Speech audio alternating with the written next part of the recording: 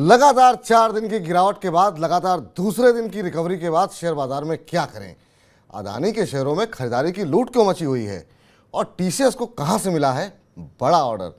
Corporate जगत की हर छोटी बड़ी खबर पर नजर रखेंगे हमारे खास शो कॉर्पोरेट सेंट्रल में। आप सभी का स्वागत है। मैं हूं विपुल सिंह।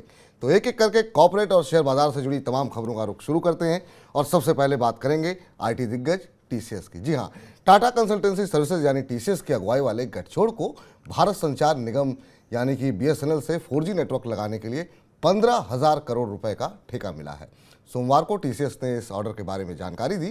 टीसीएस की इस घोषणा के साथ ही कई महीनों से चल रही अटकलों पर भी विराम लग गया है। टीसीएस शुरुआत से इस सौदे की दौड़ में आगे थी। टीसीएस देश की सबसे बड़ी सॉफ्टवेयर निर्यातक है। कंपनी की कुल आमदनी में घरेलू बाजार की हिस्सेदारी 5% से अधिक है। बीएसएनएल मुंबई और नई दिल्ली को छोड़ करके देश भर में फिक्स्ड लाइन और मोबाइल सेवाएं उपलब्ध कराती है। निजी क्षेत्र की दूरसंचार कंपनियां पहले से 4G सेवाएं उपलब्ध करा रही हैं और कुछ एक ने चुनिंदा क्षेत्रों में 5G की भी पेशकश शुरू कर दी। और इस खबर के चलते आईटी शेयरों में आज सकारात्मक रुझान देखने को मिला। निफ्टी आईटी इंडेक्स 1% से ज़्यादा उछला। इधर पिछले 4 साल से बंद चल रही एयरलाइन जेट एयरवेज के मामले में एनसीएलटी 30 मई को आदेश पारित करेगा। जेट एयरवेज के लिए निर्णायक बोली लगाने वाले जालान कॉलरॉक गठजोड़ ने एनसीएलटी में याचिका दाखिल करते हुए एसबीआई को 150 करोड़ रुपए की गारंटी भुनाने पर रोक लगाने की मांग की थी। जेट एयरवेज के कर्जदाताओं और जून 2021 में दिवाला समाधान बोली जीतने वाले जालान कॉलरॉक गठजोड़ के बीच विवाद अब बढ़ता जा रहा है।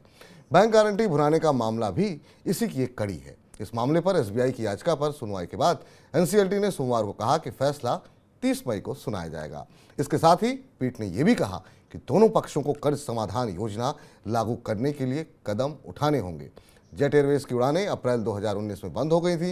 इसके खिलाफ जून 2019 में दिवालिया समाधान प्रक्रिया शुरू हुई थी और जालान कॉलरॉक गठजोड़ के प्रस्ताव को मंजूरी दी गई थी। हालांकि अभी तक कर्ज समाधान योजना को लागू नहीं किया जा सका है। हालांकि इस तमाम प्रतिक्रियाओं के चलते हम देख रहे हैं कि एविएशन स्टॉक्स में अच्छा मूव देखने को मिल रहा है और इंटर ग्लोब एविएशन ने जो है हम वहां पर एक सकारात्मक रुझान देख रहे हैं। अनक्लैट ने सोमवार को एयरलाइन कंपनी गोफर्स्ट पर एनसीएलटी के आदेश को बरकरार रखा है। एनसीएलटी ने गोफर्स्ट की इंसॉल्वेंसी प्रक्रिया मंजूरी दी थी, जिसे गोफर्स्ट को लीज पर विमान देने वाली कंपनियों ने अनक्लैट में चुनौती दी थी। सोमवार को एनसीएलटी की 2 सदस्यीय पीठ ने लीजिंग कंपनियों की याचिका को रद्द कर दिया था और उन्हें वापस एनसीएलटी में जाने के लिए कहा गया। विमान लीज पर देने वाली 4 कंपनियों यानी कि SMBC Aviation Capital Limited, GY Aviation, SFV Aircraft Holdings और इंजन लीजिंग फाइनेंस बीवी ने एनक्लैट में इसलिए याचिका दाखिल की थी ताकि वो गोफर्स्ट को लीज पर दिए विमानों को वापस ले सकें। इन चारों कंपनियों ने गोफर्स्ट को 22 विमान लीज पर दिए हुए हैं और ये चारों कंपनियां गोफर्स्ट के दिवालिया आवेदन का विरोध कर रही थीं। एनसीएलटी ने गोफर्स्ट के मामले को देखने के लिए अंतरिम समाधान पेशेवर नियुक्त किया है। साथ ही दिवालिया प्रक्रिया के तहत उसके निदेशक मंडल को निलंबित कर दिया था। गोफर्स्ट ने 3 मई से उड़ानों का परिचालन बंद कर दिया है। बढ़ते अगली खबर की ओर। इधर पूंजी जुटाने के लिए अदानी समूह अपने नॉन कोर कारोबार से जुड़ी रियल एस्टेट संपत्तियों के मोनेटाइजेशन की संभावनाओं पर विचार कर रहा है। रिपोर्ट में सूत्रों के हवाले से कहा गया है कि अदानी समूह ने कई ऐसी संपत्तियों की लिस्ट भी जारी की है जिनके जरिए पूंजी जुटाई जाएगी। इस लिस्ट में कुछ और संपत्तियों के जोड़े जाने की संभावना भी जताई जा रही है। ऐसी संपत्तियों में एक संपत्ति मुंबई के बांद्रा कुर्ला कॉम्प्लेक्स में है, जिसको बेचने के लिए खरीदारों के साथ बातचीत भी शुरू हो गई है। संपत्ति की कीमत लगभग 650 करोड़ रुपए आकी गई है। इसके अलावा कुछ संपत्तियां एसीसी और अंबुजा सीमेंट से भी जुड़ी हुई हैं। अदानी समूह ने पिछले साल ही एसीसी और अंबुजा का अधिग्रहण किया था। रिपोर्ट में कहा गया है कि इस तरह की संपत्तियों से जुटाई जाने वाली पूंजी का इस्तेमाल ग्रुप की तरफ से अपने नए रियल एस्टेट प्रोजेक्ट्स में किया जाएगा और संपत्तियों को तभी बेचा जाएगा जब प्रोजेक्ट के लिए पूंजी की आवश्यकता पड़ेगी। इस बीच प्रमुख रूप से टेक्नोलॉजी स्टार्टअप में निवेश करने वाली टाइगर ग्लोबल अब इंडियन प्रीमियर लीग यानी आईपीएल में भी एंट्री करने वाली है। टाइगर ग्लोबल राजस्थान रॉयल्स में $4 करोड़ निवेश करने के लिए बातचीत कर रही है। इसके लिए राजस्थान रॉयल्स का कुल वैल्यूएशन $65 करोड़ आंका गया है। टाइगर ग्लोबल डायरेक्ट या फिर इनडायरेक्ट तरीके से निवेश कर सकती है। ऐसी भी खबर है कि टाइगर ग्लोबल राजस्थान रॉयल के एक शेयर होल्डर को कैपिटल इन्फ्यूजन के जरिए समर्थन कर सकता है। टाइगर ग्लोबल ने भारत में फ्लिपकार्ट सहित कई यूनिकॉर्न स्टार्टअप में निवेश किया है और गौर करने वाली बात यह है कि टाइगर ग्लोबल आईपीएल टीम में ऐसे समय निवेश कर रहा है जब टेक्नोलॉजी और स्टार्टअप इकोनॉमी मंदी की आशंका से संकट में है और पैसे की तंगी से जूझ रहे हैं। सोमवार को शेयर बाजार में लिस्ट कुछ कंपनियों के तिमाही नतीजे घोषित हुए। एनटीपीसी के मार्च तिमाही मुनाफे में 6% की गिरावट देखने को मिली। एनटीपीसी को मार्च तिमाही में 4871 करोड़ रुपए का मुनाफा हुआ है। पिछले साल मार्च तिमाही में यह आंकड़ा 5199 करोड़ रुपए था। वित्त वर्ष 2022-23 की बात करें तो कंपनी के मुनाफे में हल्की बढ़ोतरी देखने को मिली है और कुल मुनाफा 17,121 करोड़ रुपए रहा है। हालांकि बाजार बंद होने के बाद कंपनी का शेयर आधे फीसद की मजबूती के साथ बंद हुआ। सोमवार को ही ब्रॉडकास्टिंग कंपनी सन टीवी ने भी तिमाही नतीजे घोषित किए। मार्च तिमाही में कंपनी का मुनाफा 7% से ज़्यादा घटा है। कंपनी को मार्च तिमाही में 380 करोड़ रुपए का मुनाफा हुआ है। मार्च तिमाही के दौरान कंपनी के खर्चों में बढ़ोतरी हुई है, जिस वजह से सन टीवी का मुनाफा कम हुआ है। सोमवार को ही फार्मा कंपनी डिवीज लैब ने भी मार्च तिमाही के नतीजे घोषित किए। जनवरी से मार्च के दौरान कंपनी के मुनाफे में 64% से ज़्यादा की गिरावट आई है। मार्च तिमाही में कंपनी का मुनाफा सिर्फ 321 करोड़ रुपए दर्ज किया गया।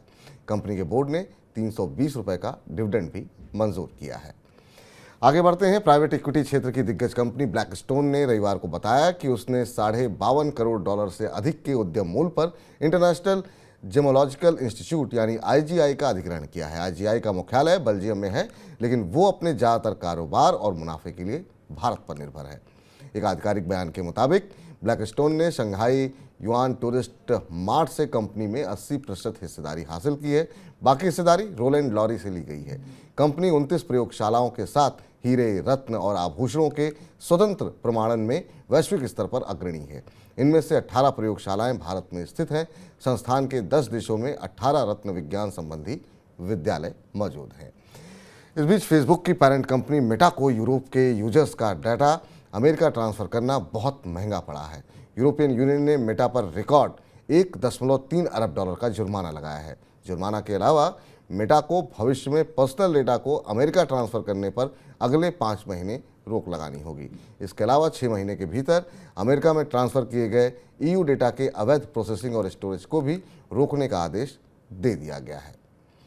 सरकारी हाइड्रो पावर कंपनी एनएचपीसी अपने साथ 2 अन्य हाइड्रो पावर कंपनियों के विलय का प्रस्ताव दे सकती है। टीएचडीसी इंडिया और north eastern electric power corporation के विलय एनएचपीसी के साथ किया जा सकता है। इन तीनों कंपनियों के विलय का प्रस्ताव एनएचपीसी की तरफ से अगले महीने सौंपे जाने की संभावना है। एनएचपीसी के चेयरमैन ने इस विलय को लेकर के डिटेल दी हुई है। इस बीच वोडाफोन आइडिया को प्रमोटर्स की ओर से फंड मिलने में हो रही देरी पर दूरसंचार विभाग ने चिंता जताई है। सरकार के कर्ज को इक्विटी में बदलने की मंजूरी के बाद वोडाफोन आइडिया के प्रमोटर्स ने कंपनी में 5,000 से 7,000 करोड़ रुपए तक के निवेश की बात कही थी। ये निवेश कंपनी को चालू रखने के लिए बहुत महत्वपूर्ण है। इस निवेश में अब हो रही देरी ने दूरसंचार विभाग के अधिकारियों की चिंता को बढ़ा दिया है। दूरसंचार विभाग ने वोडाफोन आइडिया के प्रमोटर्स के साथ निराशा व्यक्त की है। विभाग का कहना है कि संकटग्रस्त वोडाफोन आइडिया में निवेश करने की प्रमोटर्स की अक्षमता से निराशा बढ़ रही है। इस बीच चीन की फैशन कंपनी शीन की भारत में हो रही वापसी पर सरकार ने भरोसा दिया है कि शीन के साथ रिलायंस रिटेल का जो भी एग्रीमेंट हुआ है उसके तहत शीन को किसी भारतीय कस्टमर के डेटा का एक्सेस नहीं दिया जाएगा। कारोबार का पूरा कंट्रोल रिलायंस रिटेल के पास ही रहेगा। 2020 में गलवान की घटना के बाद भारत में शीन के मोबाइल ऐप पर प्रतिबंध लगा दिया गया था। उस समय शीन अपने मोबाइल ऐप के जरिए भारत में लाइफस्टाइल प्रोडक्ट बेचती थी। अब करीब 3 साल के बाद फिर से शीन की भारत में एंट्री हो रही है। इस बीच अब बात कर लेते हैं जरा शेयर बाजार को लेकर के, और शेयर बाजार में कुछ ऐसे शेयरों को लेकर के जहां पर या तो बहुत तेजी देखने को मिली है या बहुत ज़्यादा गिरावट देखने को मिली है। सीमेंस का शेयर सोमवार को 11% तक लुढ़क गया। कंपनी ने बताया कि कंपनी के बोर्ड ने सीमेंस एजी की subsidiary company siemens large drive India को 2200 करोड़ रुपए में कंपनी के लो वोल्टेज मोटर्स और गियर कारोबार को बेचने की मंजूरी दी है। इस खबर के चलते 22 मई को शेयर ने 3314 रुपए का दिन का निचला स्तर छुआ और बाजार बंद होने के बाद 8.25% गिरकर 3,399 रुपए पर बंद हुआ।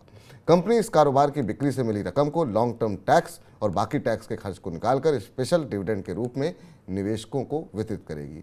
बोर्ड का फैसला 1 अक्टूबर 2023 से लागू होगा।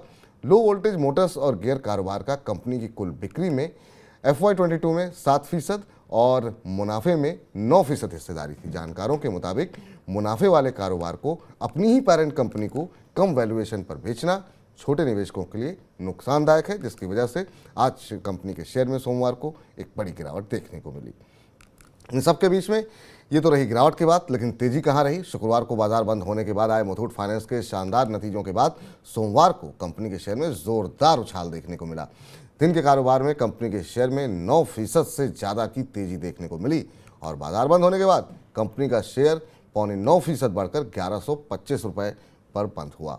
कंपनी ने चौथी तिमाही में अब तक का सबसे ज़्यादा 51,850 करोड़ रुपए का गोल्ड लोन का वितरण किया है। हालांकि कंपनी के मुनाफे की बात करें तो यहाँ पर बहुत ज़्यादा बढ़ोतरी नहीं रही है। ये 1006 करोड़ रुपए से बढ़कर 1009.2 करोड़ रुपए रहा। वहीं कंपनी की आय 8.4% बढ़कर 3,274 करोड़ रुपए रही। FY24 और FY25 में गोल्ड OEM 15% की ग्रोथ संभव है और इन तमाम आंकड़ों की वजह से, उम्मीद से बेहतर नतीजों की वजह से यहाँ पर हम तेजी देखने को मिली। अब बात कर लेते हैं एक और कंपनी की जहाँ पर चौथी तिमाही के नतीजों का असर देखने को मिला। नारायण हृदयालय के चौथी तिमाही के शानदार नतीजों की बदौलत कंपनी के शेयर ने सोमवार को 52 हफ्तों का औसतन स्तर छुआ। दिन के कारोबार के दौरान शेयर में 11% की तेजी देखने को मिली। बाजार बंद होने के बाद कंपनी का शेयर 7.5% बढ़कर 830 रुपये पर बंद हुआ। चौथी तिमाही में कंपनी का मुनाफा 3 गुना बढ़कर 173.2 करोड़ रुपये रहा। कंपनी की आय भी 30% बढ़कर 1,221.60 करोड़ रुपए रही। कंपनी के EBITDA मार्जिन की बात करें तो यहाँ पर भी पिछले साल के मुकाबले बढ़ोतरी देखने को मिली है। पिछले साल ये 19.7% था, जबकि इस बार 23.8% रही। कंपनी के नए हॉस्पिटल से योगदान बढ़ने और ख़ासतौर से अंतर्राष्ट्रीय मरीज जिस तरीके से बढ़े हैं, उसके चलते कंपनी के नतीजों में इस तरह का सकारात्मक रुझान देखने को मिला है। चलिए, इस बीच जो है अगर हम बात जिस तरीके से शेयर बाजार की कर रहे हैं तो सोमवार के दिन शेयर बाजार की तेजी में मैन ऑफ द मैच जो है वो अदानी समूह के शेयर रहे। शुक्रवार को मीडिया रिपोर्ट्स में सेबी की सुप्रीम कोर्ट में दाखिल रिपोर्ट्स में अदानी समूह को क्लीन चिट देने की खबर आने के बाद से ही समूह के शेयरों में शानदार तेजी बनी हुई है और शुक्रवार के बाद सोमवार को तो अदानी समूह की तेजी का आलम यह बना कि समूह के 10 में से 6 शेयरों में अपर सर्किट लगता हुआ दिखाई दिया। जिन शेयरों में अपर सर्किट लगा उनमें Adani green, Adani power, Adani transmission, Adani total gas, Adani Wilmar और NDTV शामिल है। इसके अलावा अदानी एंटरप्राइजेज में करीब 19% की तेजी देखने को मिली। एक समय यहाँ पर भी 20% की बढ़ोतरी देखने को मिली थी। अदानी पोर्ट में भी हमने देखा कि एक समय 8% की तेजी देखने को मिली और जब क्लोजिंग हुई करीब 6% के आसपास की तेजी यहाँ पर देखने को मिली। सोमवार की तेजी के बाद कंपनी ने हिंडनबर्ग रिपोर्ट आने के बाद अपनी कुल खोई हुई जो मार्केट कैप थी उसके 50% हिस्से को वापस पा लिया है। ये अदानी ग्रुप को लेकर के अपडेट और यहाँ पर काफ़ी अच्छी खासी तेजी देखने को मिली है। इधर शेयर बाजार में लिस्ट कई बड़ी कंपनियों के नतीजे अब मंगलवार को जारी होंगे और नतीजों का असर कंपनी के शेयरों पर देखा जा सकता है। और अब बात कर लेते हैं अगले दिन की। जी हाँ, मंगलवार की। तो शेयर बाजार में लिस्ट कई बड़ी कंपनियों के नतीजे मंगलवार को घोषित होंगे और नतीजों का असर कंपनियों के शेयरों पर देखा जा सकता है। मंगलवार को जिन दिग्गज कंपनियों के नतीजे आने वाले हैं उनमें अशोक लेलैंड शामिल है। बैटरी क्षेत्र से ऑटो इंडस्ट्री सेट से अमर राजा बैटरीज के नतीजे आएंगे। कंज्यूमर ड्यूरेबल से बजाज इलेक्ट्रिकल्स के नतीजे आएंगे। फार्मा में बायोकॉन और फोर्टिस हेल्थ केयर के नतीजे आएंगे। इसके अलावा पावर सेक्टर से JSW एनर्जी के नतीजे आएंगे और NMDC के भी नतीजे जो है मार्च तिमाही के, चौथी तिमाही के, वो जो है मंगलवार को घोषित किए जाएंगे। तो नज़रें यहाँ पर सबकी बनी रहेंगी कि नतीजे उम्मीद के मुताबिक रहते हैं, उम्मीद से बेहतर रहते हैं। इस पर हम विस्तार पूर्वक दिन में हम चर्चा करते रहेंगे। जैसे जैसे नतीजे आएंगे आपको हम बताते रहेंगे और दोपहर 1 से 2 के बीच में तो तमाम नतीजे आएंगे, उनका विश्लेषण जितने आ चुके होंगे उनका विश्लेषण हम करते ही हैं लाइव आपके साथ। तो बने रहिए लगातार मनी 9 के साथ। कॉर्पोरेट सेंट्रल में इतना ही। कल फिर मुलाकात होगी दिन भर की तमाम शेयर बाजार और कॉर्पोरेट जगत की खबरों के साथ। आप बने रहिए मनी 9 के साथ और मुझे दीजिए इजाज़त। नमस्कार।